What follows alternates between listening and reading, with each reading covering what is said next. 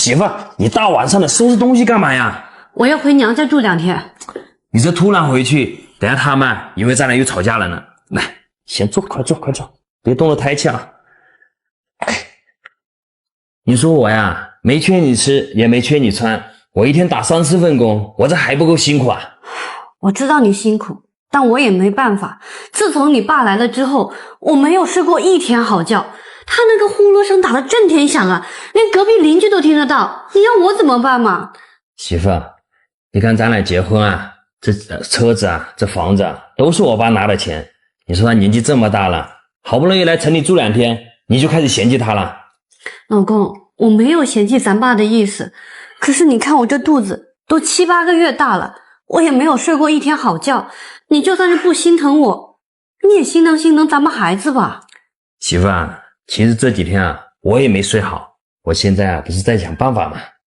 哎，老公，你有个同学，他不是学那个耳鼻喉专业的吗？还是做护工的，你要不问问他？哦，丹丹是吧？对对对，那我找一下手机，我给他打电话。去。哎，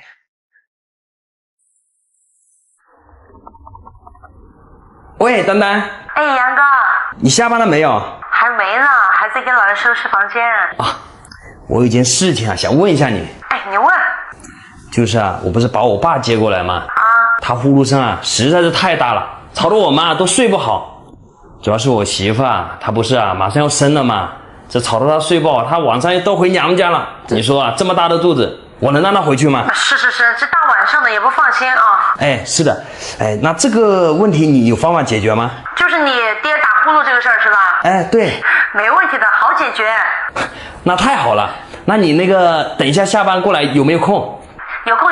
这样，杨哥，你跟嫂子说让她放宽心啊，我这会儿忙完，我马上去你家，把这事儿给你们解决了。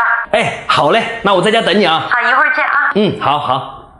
丹丹，不好意思啊，大晚上的叫你过来。没事，我来。来，这个买给老爷子的。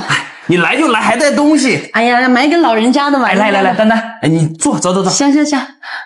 来，丹丹，来坐。好。哎呀，那个嫂子和老爷子没在家呢。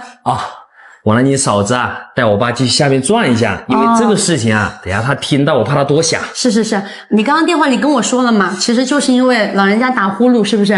对，搞得嫂子睡不好。那个声音啊实在太大了，没法睡觉。哎呀，杨哥，你该早点来找我的，你又不是不知道，我大学学的是耳鼻咽喉，而且这些年你看我在护工，在养老院干护工干那么多年。